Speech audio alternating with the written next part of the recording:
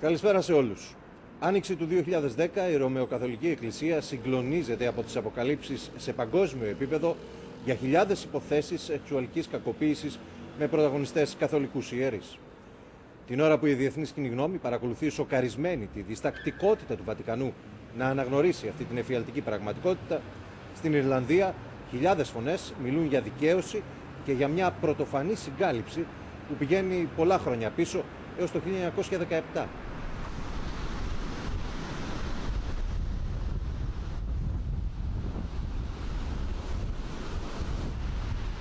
The first documented complaint in Ireland was 1917. In 1922, which is the year our state was founded and the church practically wrote the constitution, there was enough concern that a set of instructions were issued from the higher echelons of the Vatican. Part of what they were told was that the cleric taking complaints and the victim making complaints had to sign an oath of silence and secrecy under threat of excommunication. The same document was reissued in 1962, only it started to cover convents also. In 1940, the first treatment centres for paedophile priests were opened, right? So they all knew for decades and decades.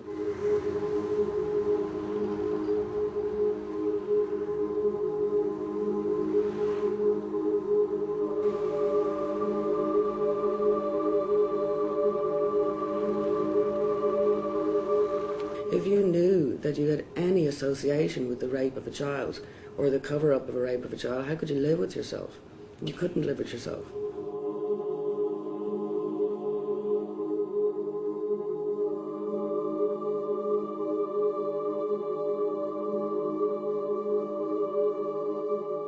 This man just out there sexually abusing me. Jesus, these men had the audacity to start quoting Jesus and Jesus' pain to me after the pain he's giving me.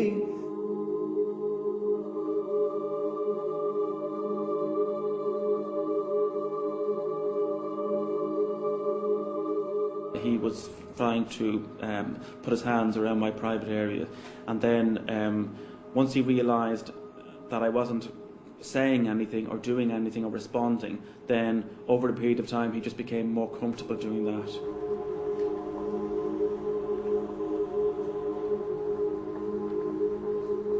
As a young child, I was abused by a Christian brother, and later in life I was abused by a priest.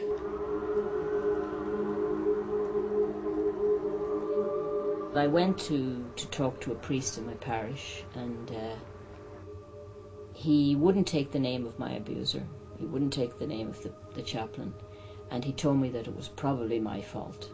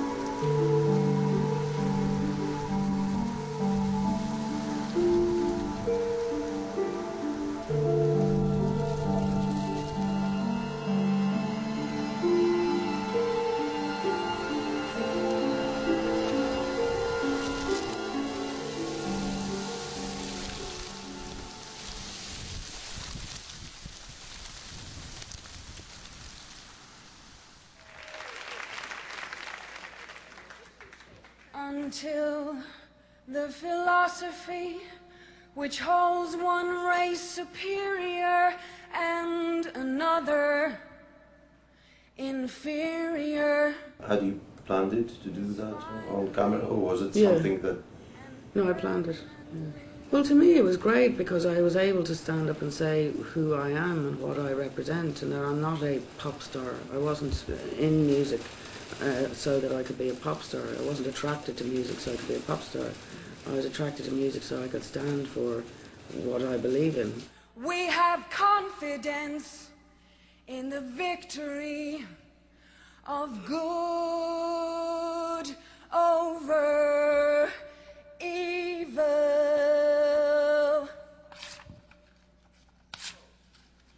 Fight the real enemy. Like if you picture for a second in your head a little boy you know being raped, and ask yourself that his humility, you know, can it be compared to the fucking humility of these people with all their riches and all their la la la and their lies, and they're not actually accepting what happened. They should have been on their knees roaring crying. They should have been the ones who first publicised it. It shouldn't have been that the victims had to spend years bashing the door down.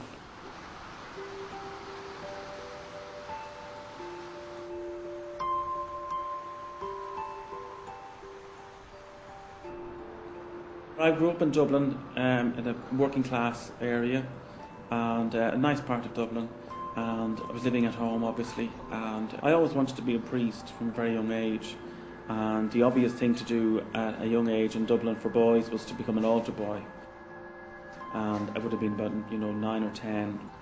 And then Father Payne, he didn't wear black at all, and he only wore his collar occasionally. So he sort of came across as quite trendy in those days, and some people called him very charismatic, and that gave him an added kudos, if you like, and made him that bit more special. Normally during the summertime there'd be an 8 o'clock morning mass, but there would be no altar boys at it. But he asked the sacristan in the church to ask for a couple of boys to serve the mass. I think he asked for a couple of boys in particular. And so I was happy to be asked to do it, and I went around and did it. So that gave him a way to have me down at the house on my own, and then he would start sort of putting his arms around you, or giving you a hug, and maybe tickling you then. And over time it ended up sitting on his couch, and you'd be watching television. So it ended up basically with he was very surreptitiously trying to put his hands around my private area. So what I decided to do as a child was just to focus, regardless of what Father Payne was doing to me, was just to focus on the television. And that was my coping mechanism.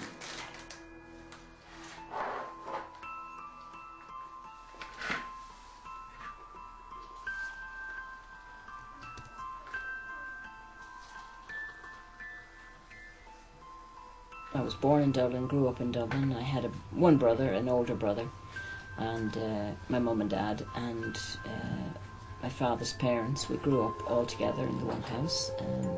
Very happy as a child. Went to school, and I enjoyed school. And then I became ill with osteomyelitis in my arm, and I had to go into hospital.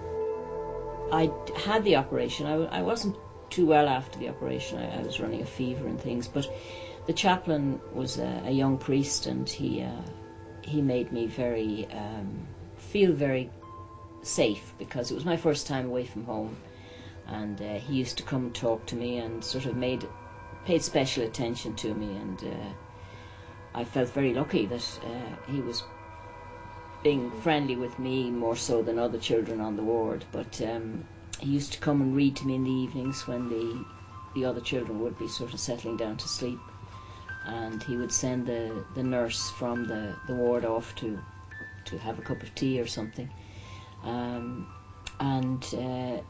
the reading developed into he wanted to play games of a certain type, and that gave him eventually access to me, and on the pretext of playing a game, he began to interfere with me physically and then sexually, and basically he was abusing me sexually.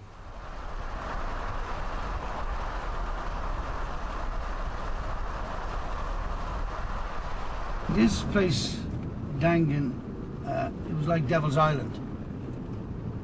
That's what it was like.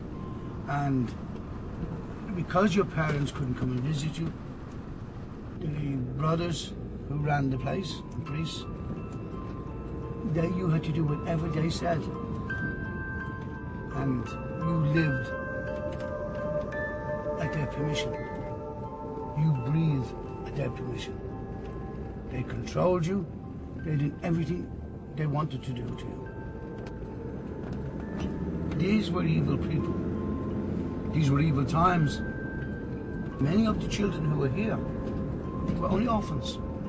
No mother, no father. But in my case, because my brother and somebody stole some chocolate and gave me the chocolate, I was sent here for 2 years. But it wasn't just 2 years here, it was 2 years of sexual abuse, physical abuse, and emotional abuse.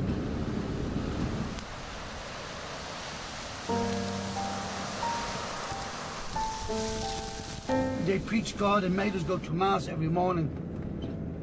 They did not act like God. In fact, God was taken away from me down here. I lost my God in Dangan.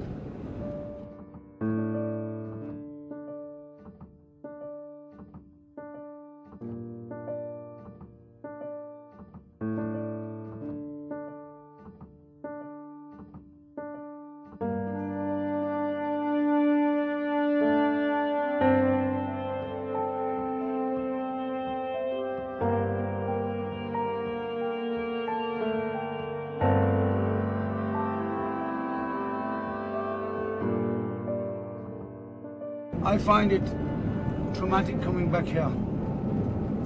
I go back as an adult, but the memories come back as a child. So I become a child again. And then all the nightmares and all the fear still come back, and I'm still an adult. I'm a man. I'm a very old man now, but it all comes back to me.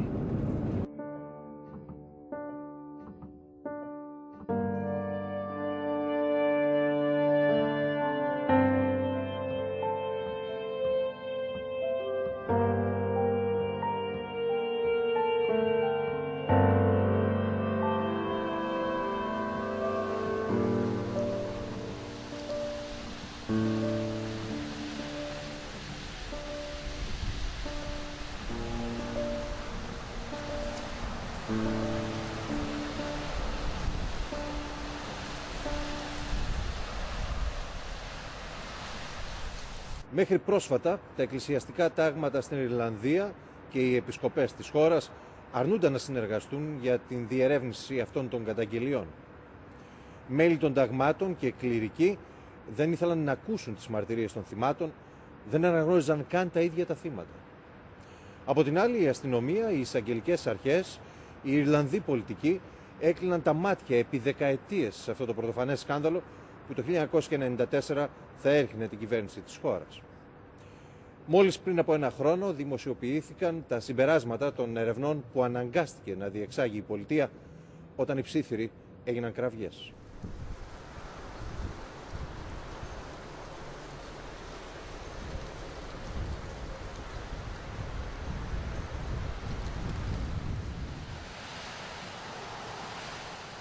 I was crossing there, and he said, "Come."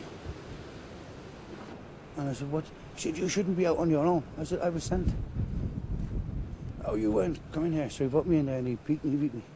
And then he had a habit from there down, and he dragged me down, but he was beating me. And then he loosened his trousers and he put my face to him. And was beating me while he made me do things. And he had no compulsion. He had no remorse. He had no nothing. So these two buildings here represent a lot of fear for me. It brings back the child in me. And I feel very bitter. I feel very angry because it now comes back home. What happened in these buildings and then what we're supposed to do in the other buildings. And the other buildings is worse. But I will show you when we go through these doors what was even worse. Forget about being raped, sexually assaulted. What was worse in there because they dehumanized you. They would tell you your father doesn't love you, your mother doesn't love you, that they were your parents, and you are a core as explained, is a wild animal. So you're not human.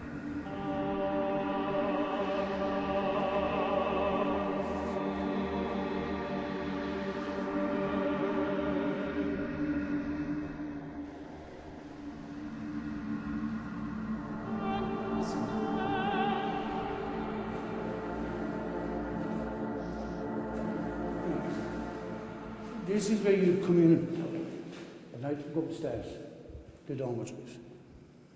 But this is the worst part of the lot, here to here and back. Because when you went up at night, you'd be terrified. Who would be next? Because you could hear here, when the child was flogged here, naked, you could hear the screams in the bedrooms. So all the children could hear. You could hear the noise, look. Hollow. So imagine a whip.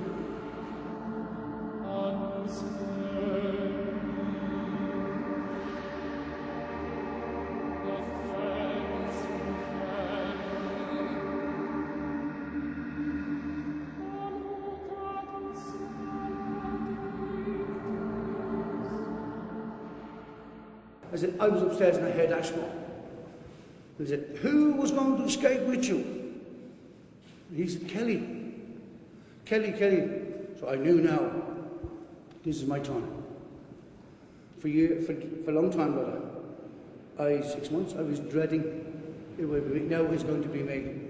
So they brought him up and he was screaming, really screaming. So that made it more terrifying for me before it happened to me. When I came down, this brother got me, throw you on the stairs, pull the nitrous over, stand on your hands, you kneel down, stand on your hands, so you can't move. And then the man, Fitzpatrick, with a big whip, he would run from here. And run like that.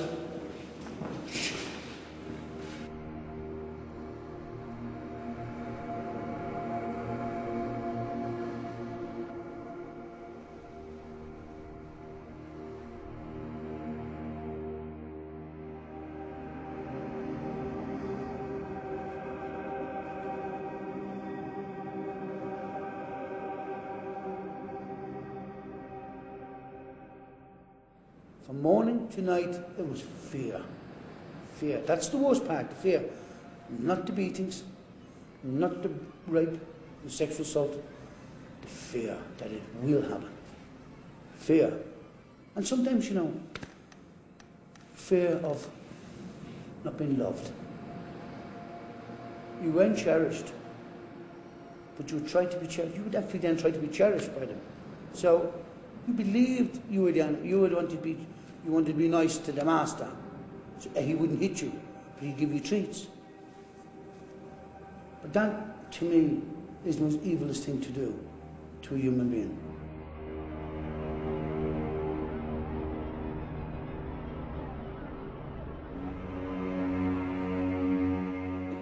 It was at its height in the 1950s. You had about between 7,000 and 8,000 children within the industrial school system at any one time. Overall, you've had 150,000 children go through that, and they set out to break them, and they did very successfully through vicious emotional, psychological and physical abuse. And then on top of that, you had sadistic sexual abuse. So we had a pretty grotesquely dysfunctional society, and children suffered savagely as a result of it. You had an extraordinary situation where you had this complete aberration at the heart of a society that kind of did believe that it was the holiest. We did believe we were the holiest people in the whole world, that we were the most Catholic, we were the most Christian, we were the Pope's favourite people. You know, no other country was as Catholic as we were. We were 99% Catholic, and God help the 1% who weren't. We kind of did, and we were the land of saints and scholars, and we sort of did believe that. Στην Ιρλανδία, η παρουσία της Καθολικής Εκκλησίας καθόρισε την εθνική ταυτότητα, διαμόρφωσε το εκπαιδευτικό σύστημα, συνέβαλε στη δημιουργία της καθολικής μεσαίας τάξης.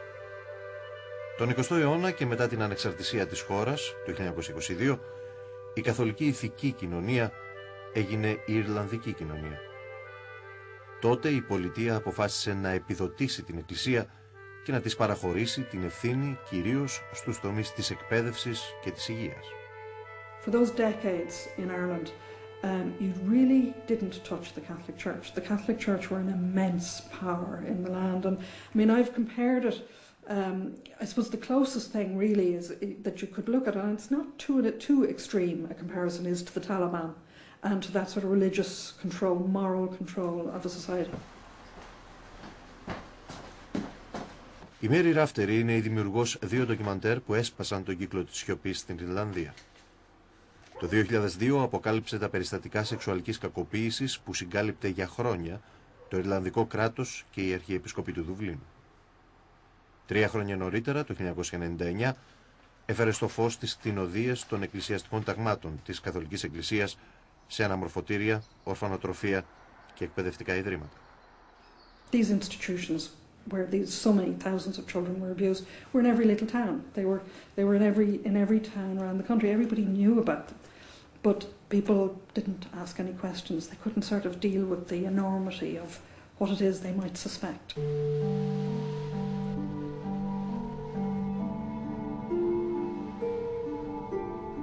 Το αναμορφωτήριο του Σεν Κόνλεθ στο Ντέγγεν ήταν ένα από αυτά τα ιδρύματα.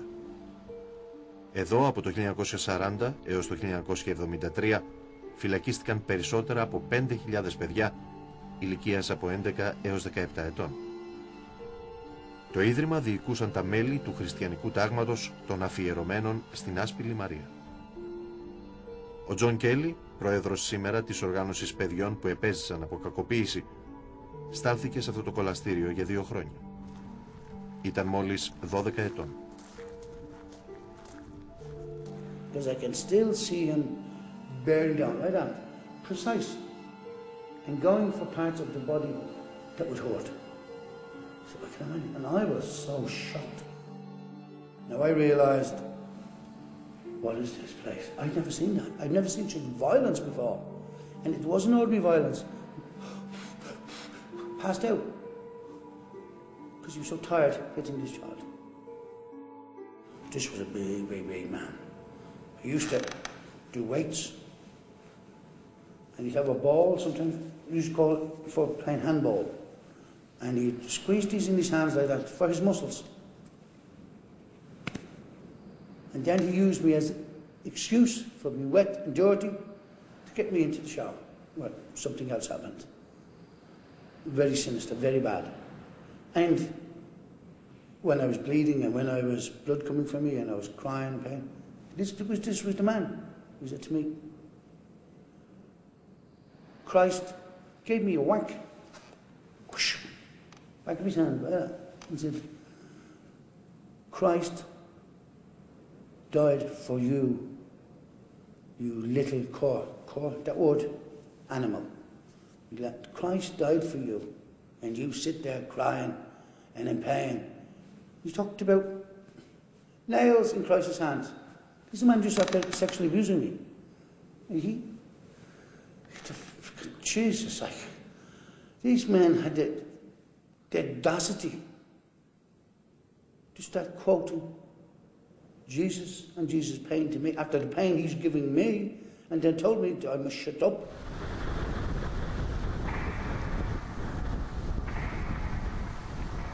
Καθημερινά, τα παιδιά σαν να ήταν βαρυπινίτες κατάδικοι, υποχρεώνονταν να δουλεύουν σε φάρμες. Η διοίκηση του Ιδρύματος πωλούσε τα αγροτικά προϊόντα στην τοπική αγορά και συγκέντρωνε χρήματα. Το Ντέγγεν ήταν στην πραγματικότητα μια φυλακή καταναγκαστικών έργων. Ένα στρατόπεδο τύπου Auschwitz στο ολοκαύτωμα του καθολικισμού. Οι νεαροί κρατούμενοι μπορεί να μην είχαν στολές, αλλά είχαν αριθμούς. Ο Κέλλι ήταν ο αριθμός 253. Now, every item of your clothes, you would have a jacket, small jacket, insufficient to protect you. A number, your number.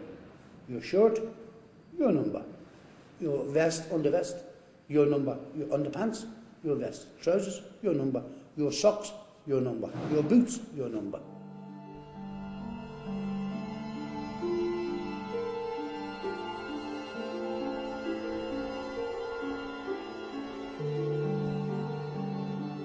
But when I was released, I wasn't happy.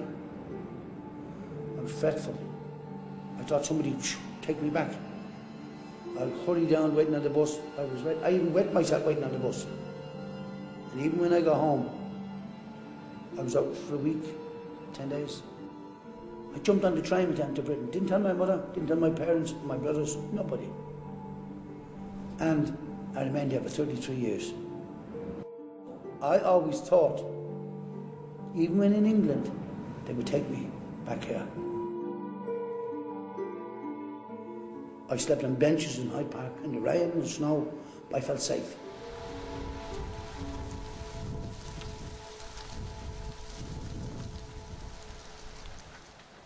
I was very confused. I was very, very confused and began to feel that there was something wrong with me that was making it all happen. I didn't say it to anybody because I suppose after it had happened a couple of times I thought that what he's doing is wrong, but I felt very ashamed and it just... I didn't want anybody to know really that this was happening to me. Η Μέρι Κόλινς ήταν 12 ετών όταν χειρουργήθηκε στην παιδιατρική κλινική Κράμλιν του Δουβλίνου. Η κακοποίησή της από τον εφημέριο που λειτουργούσε στο παρεκκλήσι του νοσοκομείου ήταν μόνο η αρχή. He took photographs of me as part of the abuse, and that was probably the worst part of the abuse because I felt so degraded, and I wouldn't have had those words then, but I just felt dreadful. And when I left the hospital, I worried a lot about what had happened to the photographs he took. I went back to school, and I'd been very popular in school. I'd been very happy in school. But I went back to school, and I was just so scared and frightened that the other girls would know. Τα Χριστούγεννα, ο ιερέας έστειλε στη νεαρή κοπέλα μία από αυτές τις φωτογραφίες μαζί με μια ευχετήρια κάρτα. Η Κόλινς πνιγόταν στην ντροπή. Κλείστηκε στον εαυτό της. Απομακρύνθηκε από τον αδερφό, τον πατέρα της, από τα αγόρια της ηλικίας της. Παντρεύτηκε λίγα χρόνια αργότερα, έκανε ένα παιδί, αλλά παρέμεινε βυθισμένη στη σιωπή και στην κατάθλιψη που συνοδευόταν από κρίσεις πανικού. So the first person I ever spoke to was a doctor. And then I told my husband. And then my next act was to go and tell the church. But I went to talk to a priest in my parish, and I told him what had happened, and he wouldn't take the name of my abuser. He wouldn't take the name of the chaplain, and he told me that it was probably my fault. And he told me that I could forget about it now because I was forgiven. I was so distraught, I just couldn't speak to anybody again. I just stopped. I wouldn't talk to anybody, and it was another 10 years before I spoke about it again.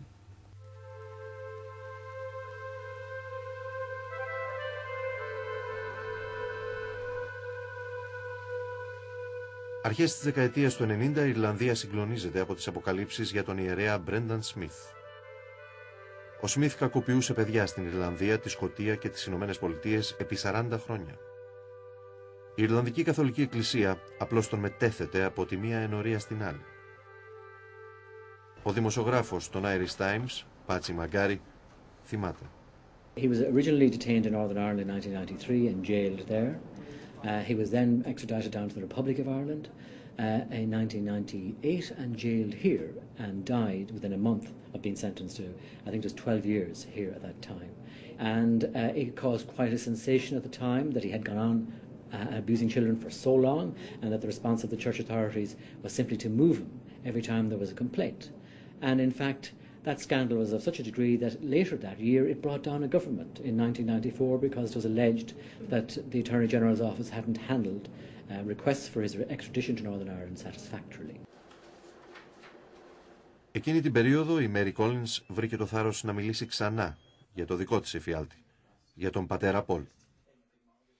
Αυτή τη φορά πήγε στην Αρχιεπισκοπή του Δουβλίνου, αλλά και στην αστυνομία. I found out that he was in a parish, he was looking after children, he was at that point still active and still in a position of trust with children, and I tried to get the Archbishop of Dublin, who was Archbishop Connell at the time. I asked him to have him removed from his parish, and he wouldn't. The priest admitted that he had abused me, so his superiors knew he was guilty, but they still wouldn't cooperate with the police.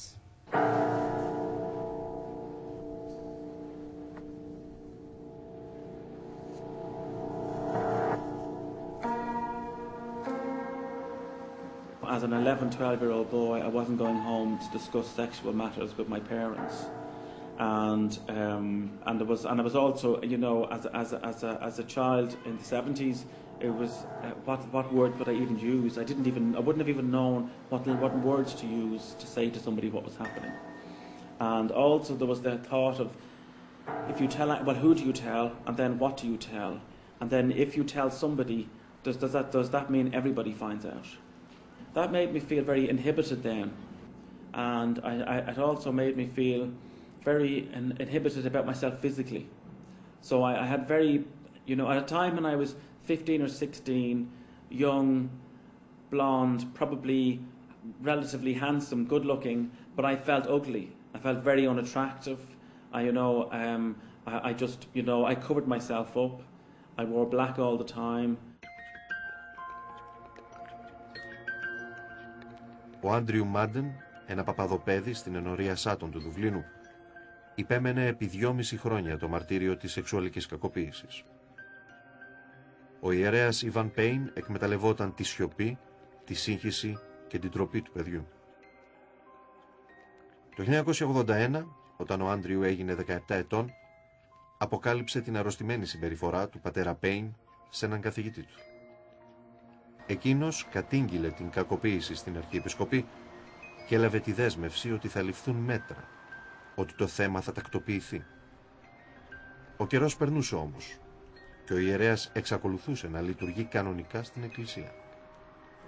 And he went back to Archbishop's house and said, "What are you doing with this priest?" And they said they would move him at a time when they normally moved priests in order not to draw attention to him particularly. A year after I left school, I made my own application to join the priesthood, and I was eventually turned down. So that was a very shocking experience for me. I knew that they had allowed Ivan Payne carry on be a priest. So I already felt very bad about myself, and now I was learning that this child molester was more suitable for the priesthood than I was, and somewhere in my mind that was really very, very damaging to me as a person. And shortly after that I started drinking. Αρχές της δεκαετίας του 90, ο Μάντεν αποφασίζει να σύρει τον πατέρα Πέιν στα δικαστήρια. 2 χρόνια μετά, οι δικηγόροι των δύο πλευρών καταλήγουν σε συμβιβασμό. Ο ιερέας θα πλήρωνε ένα ποσό της τάξης των 35.000 ευρώ και ο Μάντεν δεν θα μιλούσε ποτέ ξανά για την κακοποίησή του. And we subsequently learned then in 1995 that the Archbishop of Dublin, Archbishop Connell, had used diocesan funds to give to Ivan Payne to pay the compensation. Τον Απρίλιο του 1995, με συνέντευξή του στην εφημερίδα Irish Press, ο Άντριου Μάντεν γίνεται ο πρώτος Ιρλανδός που μιλά ανοιχτά και δημόσια για τη σεξουαλική κακοποίησή του από καθολικό ιερέα. Μια βροχή από δημοσιεύματα και τηλεοπτικά ντοκιμαντέρ, όπως το «Καταστάσεις φόβου» της Ράφτερη, σηματοδοτούν το τέλος της σιωπής για τα ένοχα μυστικά της Καθολικής Εκκλησίας στην Ιρλανδία. Οι αποκαλύψεις αναγκάζουν την κυβέρνηση να συστήσει επιτροπές για τη διερεύνηση των καταγγελιών σχετικά με τα ιδρύματα της Εκκλησίας, αλλά και την αποκατάσταση των θυμάτων. Τα μέτρα ανακοινώνει ο τότε πρωθυπουργός Μπέρντι Άχερν μαζί με τη δημόσια απολογία του για την ολιγορία της πολιτείας εδώ και δεκαετίες. The government wishes to make a sincere and long overdue apology to the victims of childhood abuse for a collective failure to intervene, to detect their pain and to come to their rescue. We put the church on a pedestal. We made them more important than what they were. We looked up to them. And because we thought they were good, religious and kind people, We trusted them. I think the state knew some of the things it had to know. But when some people would escape, like when a boy when I was here, who was raped, went to the police. The police didn't believe him. The government didn't believe him. Even wrote to his member of parliament. Didn't believe him. Η έρευνα για τα ιδρύματα της Εκκλησίας, την περίοδο 1937-1980, αρχίζει τελικά τον Μάιο του 2000. Στην εισαγγελέα Λαφόι και αργότερα στον εισαγγελέα Ράιαν εμφανίζονται και ζητούν να καταθέσουν περισσότερα από 3.000 θύματα. Η απροθυμία των χριστιανικών ταγμάτων όμως να συνεργαστούν με τις αρχές, αλλά και η απειλή τους ότι θα αμφισβητήσουν δικαστικά κάθε καταγγελία εναντίον τους, καθυστερεί την έκδοση του πορίσματος. Because the religious orders decided to fight every case, they denied every allegation. They even denied the children were in the schools. They denied that they were in the schools. They denied, the level of denial was shocking. This is what they threatened, unless they got their way, which was that nobody would be named, and crucially no dead brothers would be named, no living brothers would be named, nobody. Οι αρχές δέχθηκαν τον εκβιασμό προκειμένου να προχωρήσει η διαδικασία. Χρειάστηκαν 9 ολόκληρα χρόνια για να ολοκληρωθεί η γνωστή και ως αναφορά Ράιν. Όταν δόθηκε στη δημοσιότητα τον Μάιο του 2009, τα ονόματα των ιερέων, των μοναχών και των αδελφών που είχαν κακοποιήσει παιδιά είχαν αντικατασταθεί με ψευδόνυμα. This document, this inquiry, vindicates what victims had said. It mentions where children were raped and brutally abused. And victims will feel vindicated by that. That will give them some comfort. However, this report's conclusions go very, very, very short on what the expectations of the victims wanted. Didn't name, didn't shame, didn't say anything. That is wrong. Those who were dead even those who were dead, they didn't reveal their names, and they could. Then there's no law being broken. But the man who was here, who worked in the laundry, they gave him a pseudonym. He's dead. He died in prison. Why not mention his name? I can say it. His name is Brother Gallagher. They call him Brother Raymond. They call him something else.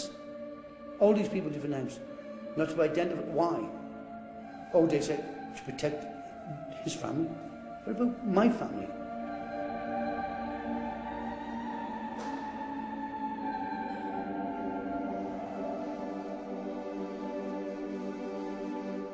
You know, one of the most extraordinarily damning conclusions ever, anywhere, about the Catholic Church on such a scale. Talking about endemic, systematic, widespread, whole-scale abuse of tens of thousands of children by members of religious orders. And the Vatican is completely silent on this.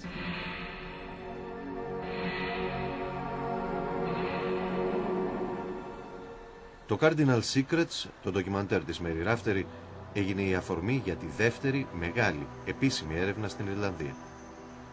Η επωνομαζόμενη Επιτροπή Μέρφυ ανέλαβε να ρίξει φως στα σκάνδαλα σεξουαλικής κακοποίησης, αλλά και στο χειρισμό τους σε μια από τις μεγαλύτερες καθολικές αρχιεπισκοπές στον κόσμο, στην Αρχιεπισκοπή του Δουβλίνου. Bishops knew, archbishops knew, parish priests knew, monsignors knew, everybody at every senior level. I mean, we had one case where before, it never got anywhere, of course, because it never got to case, but one mother calculated, she totted them up on her fingers.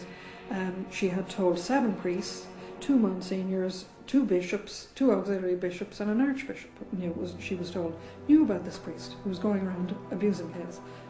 He was moved to another parish where he carried on abusing kids, moved again to another parish, carried on abusing kids. Extraordinary litanies of this kind of covering. So we told these in Cardinal Secrets in 2002. Ο φάκελος της Επιτροπής Μέρφυ άνοιξε τελικά το 2005. Τα συμπεράσματα δημοσιοποιήθηκαν 4 χρόνια αργότερα, το Νοέμβριο του 2009. Η Επιτροπή εξέτασε εκατοντάδες καταγγελίες σεξουαλικής κακοποίησης εναντίον 172 κληρικών. Ανάμεσά τους, με το ψευδόνυμο Πάτερ Έντμοντους, ήταν ο πατέρας Πολ Μαγκένης, ο βιαστής της Μέρι Κόλμιτς. it turns out that the diocese had details on this priest's file of him abusing children in the hospital the same year as I was abused. So they actually knew he was an abuser already. They'd known 35 years before that he was an abuser, but they'd never done anything about it. Now he's in his 70s. But, I mean, that man alone must have had hundreds of victims over 30, 40 years. And they could have stopped him 2 months after my abuse. And when I challenged the Archbishop, who later became Cardinal Connell, when I challenged him in a face-to-face meeting and said, why are you leaving children at risk? And why are you not cooperating with the police? His attitude was, I couldn't ruin this man's life. He was entitled to his good name. Στην αναφορά Μέρφυ εμφανιζόταν ένας ακόμη γνωστός ιερέας. Ο πατέρας Πέιν, ο άνθρωπος που κακοποιούσε τον Άντριου Μάρεν. But if the church hadn't covered up for him in 1981, he couldn't have gone on to sexually abuse more children. And the Murphy report identified at least 7 boys who were sexually abused by Ivan Payne after he had been moved to Sutton. Obviously, what happened to the children made you cry. You know, you shouldn't even read it because you'll never sleep again. Before I read any of this stuff, I was a person who had to sleep in pitch black, or I couldn't sleep. Since I read the stuff back in March, I have to have a light on. Can't go to sleep without the light on. The stuff didn't even happen to me. That's just from reading it, you know. So it's really very upsetting, you know. Η Ιρλανδή τραγουδοποιός Σινίντ Οκόνορ ήταν από τις πρώτες φωνές που υψώθηκαν ενάντια στη σεξουαλική κακοποίηση από καθολικούς ιερείς. Το 1992, λίγες μέρες μετά την ευνηδιαστική κίνησή της να σκίσει τη φωτογραφία του Πάπα Ιωάννη Παύλου σε ζωντανό πρόγραμμα του αμερικανικού δικτύου NBC, εμφανίστηκε σε συναυλία όπου δέχτηκε τις αποδοκιμασίες πιστών καθολικών.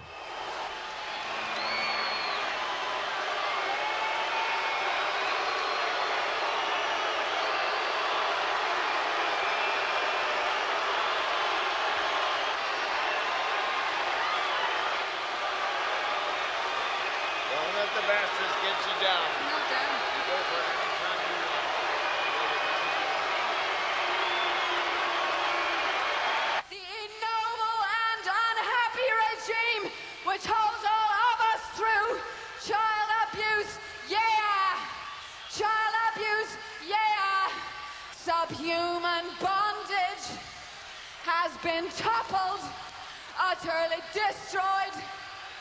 Everywhere is war. I mean, I was very upset. I just cried and cried and cried when I read the Murphy report. I cried for like 2 weeks, like, and I was very angry as well. Obviously, you know. Why were you so angry about it? Well, was it something personal, you know? No, it's a wealth of reasons. For me, the reason I'm involved in this whole campaigning or struggling about it is not only because I'm concerned about the people that this stuff happened to, but I happen to be someone who loves the idea of the Holy Spirit, you know, and I believe in the Holy Spirit, and I don't like to see that Spirit being used and manipulated and misrepresented. And I always had the feeling the Church kind of keep the Holy Spirit prisoner, you know, hold him hostage, or him, she, it, whatever you want to call it, that they dictate who God can love and who God doesn't love and all of that. So I was always disappointed with them. And from the time that I was very young, I grew up myself in a home which was filled with extreme abuse. And what actually helped me to get through that was the Holy Spirit. I constantly believed in Jesus. When I was having the shit kicked out of me, lying on floors, I could close my eyes and I'd think about Jesus, and I'd see Jesus on the cross, and the blood would run down from Jesus into my heart on the floor, and that saved me. I was able to go through any abuse when I had that.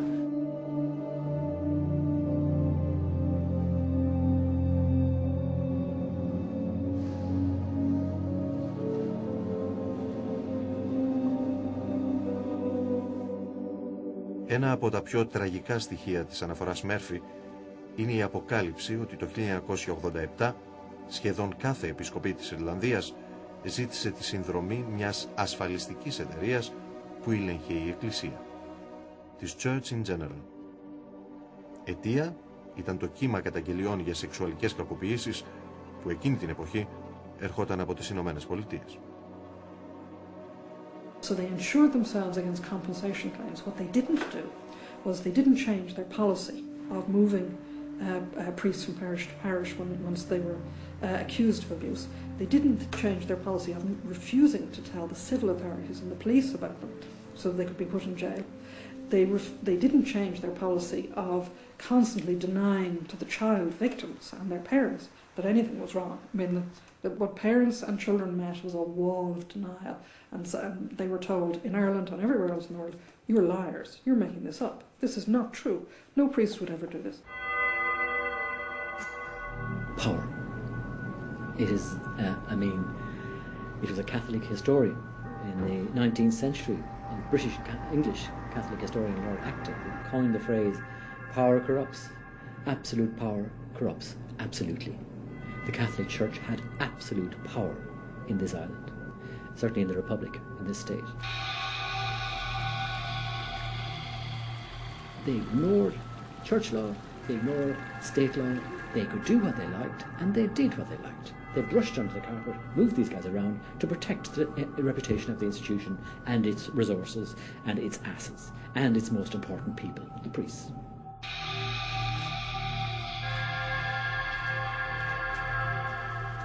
The church is damaged. It's damaged not for what these people did to the children, the abusers, the paedophiles. The church is damaged because the cardinals, the bishops, the Pope does not accept responsibility that they got it wrong. So I think it'll be over when these people admit that they lied, when they admit that they're now trying to cover up the cover-up, when they turn themselves into the police and asked to be prosecuted, every one of them from the Pope down. They all knew, they all covered up, they didn't give a damn about rape of children. And I don't like, say, when people say abuse, that waters down what we're actually talking about here. And it's a horrible image to think of, but just imagine some small boy that you know, or a boy of any age, being raped by anyone, never mind that it's a priest. Οι απόψεις της Σινίντ Οκόνορ ακούγονται υπερβολικές ορισμένες φορές, αλλά είναι οι απόψεις του καλλιτέχνη, απόψεις χρήσιμες για την ευαισθητοποίηση μιας κοινωνίας απέναντι σε τέτοιου είδους περιστατικά, που σε κάθε περίπτωση δεν χαρακτηρίζουν το σύνολο της Καθολικής Εκκλησίας και του δόγματος. Οι πιο ψύχρεμες επικριτικές φωνές ακούγονται από το εσωτερικό της Ιρλανδικής Εκκλησίας. Ο Άντριου Φέιγκαν, εκπρόσωπος της Αρχιεπισκοπής του Δουβλίνου και της Υπηρεσίας για την Προστασία Παιδιών που ιδρύθηκε το 2003, παραδέχεται τα σφάλματα του παρελθόντος και το Γολγοθά που έχουν τώρα μπροστά τους πιστοί και Εκκλησία. I suppose, and this is something that the Murphy report has highlighted, there was the concern for the reputation of the church and a sense that, you know, if we could somehow deal with these matters without making too big a deal of it, well, so much the better. That was clearly a mistake. I think that the impact of the Murphy report has been huge, not just for people who've experienced abuse, but for the church generally. The revelations have been so horrific and so extensive that it has done major damage to the standing of the church. And it's incredibly painful, I think, for members of the church. And to think in terms of recovering from that's a long-term process. It really is a long-term process. The head of the Catholic Church in the world has acknowledged that the abuse has happened, has apologised for it, has acknowledged that it was not well handled in the Archdiocese of Dublin. And all of those things are very important in terms of the restoration of trust in the Church.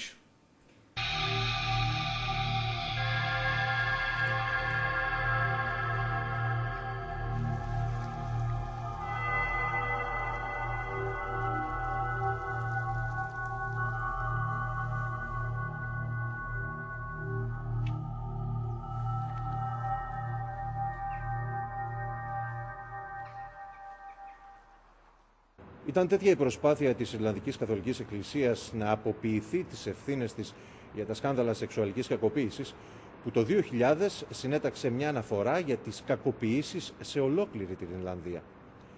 Σκοπός αυτής της αναφοράς ήταν να καταδείξει ότι οι κακοποιήσεις δεν είναι μόνο πρόβλημα της Καθολικής Εκκλησίας, αλλά της ίδιας της Ιρλανδικής κοινωνίας στο σύνολό της. Το ερώτημα είναι τι γνώριζε και τι έκανε όλα αυτά τα χρόνια η Αγία Έδρα. Η συνάντηση των Ιρλανδών Επισκόπων με τον Ποντίφικα, η αποστολή 4 καρδιναλίων στο Δουβλίνο και η επιστολή με τη συγγνώμη του ίδιου του Πάπα προς τους καθολικούς της Ιρλανδίας είναι δύσκολο να δώσουν απαντήσεις στις καταγγελίες των θυμάτων για συγκάλυψη, την ώρα μάλιστα που συνεχίζονται οι αποκαλύψεις για το ρόλο του Βατικανού στην τραγωδία της Ιρλανδίας.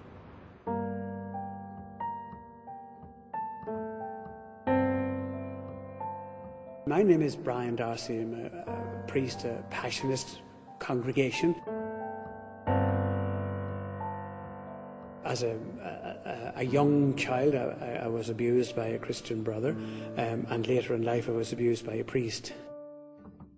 And when the first time I read the Ryan report, I had no problem believing it, that this was done by people who were supposed to be serving God and who brutalized the innocent people who had, many of whom had been brutalized in their own home beforehand.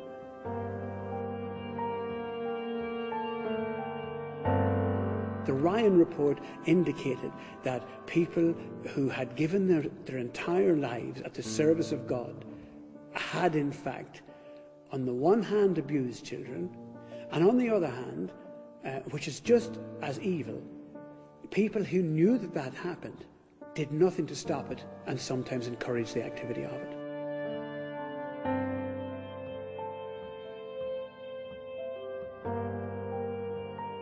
One of the most serious allegations that we have to face, and one of the most serious conclusions from this Dublin report that we have to face, is that this was a systemic failure. The system itself in Dublin and in Ireland and in Rome and universally across the church is such that it is dysfunctional. Don't forget, all of these leaders in Ireland and throughout the world were specifically chosen by Rome themselves as being the kind of men they wanted. Yes men. Men who will not rock the boat. Men who are easily manipulated. And men who will do what Rome tells them. It was Rome who chose them. So therefore Rome has to take the responsibility for it. So far that hasn't happened. And I still can't understand why the Pope can't come out and say, first of all, I accept the veracity, the truth of Ryan. I accept the veracity and the truth of the Dublin Archdiocese report into sexual abuse. You know, and that hasn't happened. So we're still in this world of denial.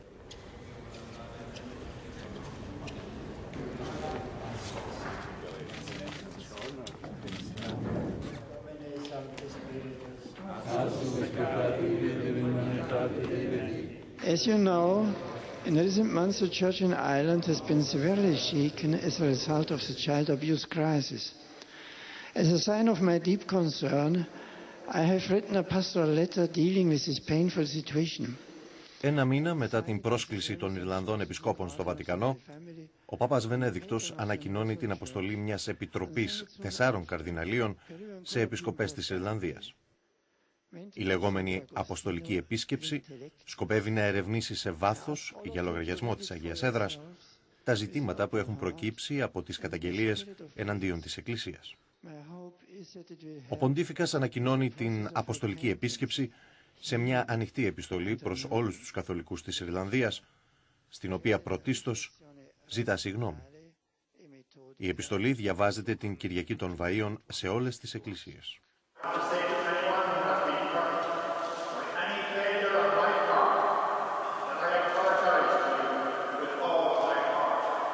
He apologized on behalf of those errant people, which is correct.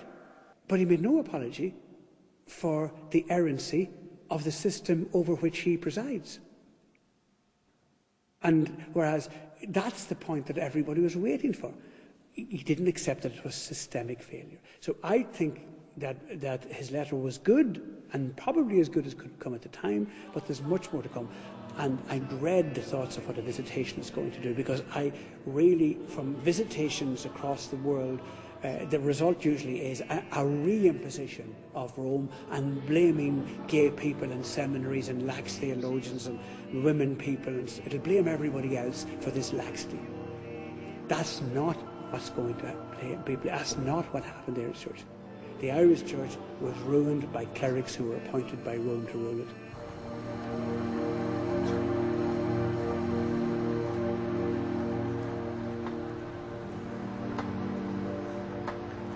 For a start, we got apology. It took 300 years after Galileo's death before he got an apology. I got one in my lifetime. And all the thousands of victims, we got one in our lifetime. That is an astonishing thing for the Pope to have done. Surrender yourself to demands of justice. That's what Pope Benedict said. I think His Holiness was sincere in this. Now, it's open to interpretation how you would do that. He showed how concerned he was, and he did apologise. But what survivors like myself were looking for was him to say he was going to make his bishops take responsibility. Any man who had protected an abuser would be made to resign, would be stepped down. So we wanted actions as well as words. We didn't get that in the letter.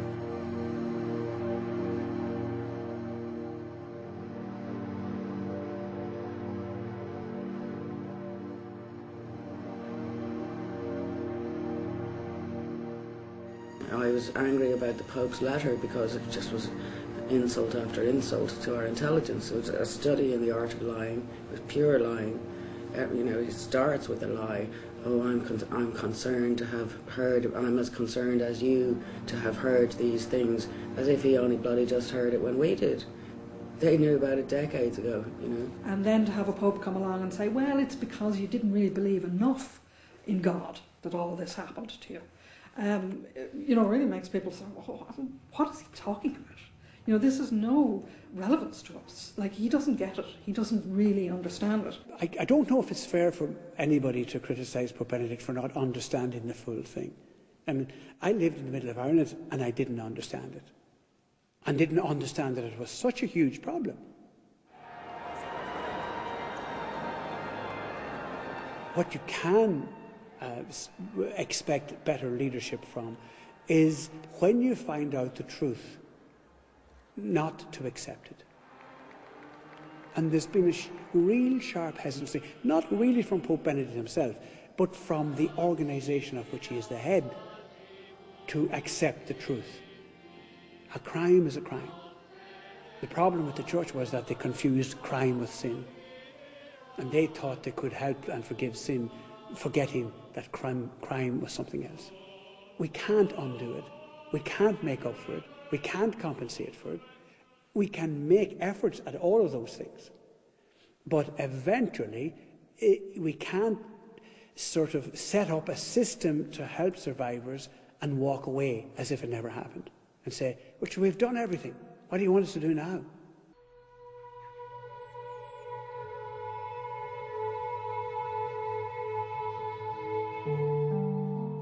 Η Επιτροπή που συνέστησε το Ιρλανδικό κράτος για τα θύματα σεξουαλικής κακοποίησης στα Ιδρύματα της Καθολικής Εκκλησίας έχει αποζημιώσει μέχρι σήμερα συνολικά 14.000 ανθρώπους με 1.300.000.000 ευρώ. Η Εκκλησία, επικαλούμενη τα άδεια ταμεία της, έδωσε μόνο 120 εκατομμύρια ευρώ, δηλαδή λιγότερο από το 10% του συνολικού ποσού. Το 90% των αποζημιώσεων για τις σεξουαλικές κακοποίησεις στα χριστιανικά ιδρύματα πλήρωσαν οι Ιρλανδοί φορολογούμενοι. The present Bishop of Ferns, came out and stated, not asked, but it stated that we, the Irish people, have a God-given duty to help the church to pay their compensation to the victims and to pay the church's legal fees, right? Now that shows you, again, they don't give a shit. They're laughing at us. They think we're idiots, and they think that we will never understand that we deserve better. I'm still angry with the church itself in that they are trying to portray this whole child abuse issue as some sort of a conspiracy against the church that's being led by the media, and that it's all an anti-church issue. They don't seem to take responsibility for the fact that it would not have happened if the leadership of the church had behaved as they should have done and had not protected abusers.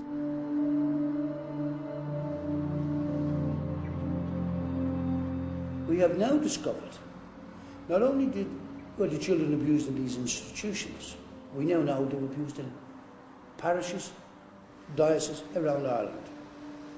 But we also know now that they're abused all over the world, in different countries. The reports in Dublin talk about every archbishop for 3 decades covering up the sexual abuse of children. The Boston report says the very same thing.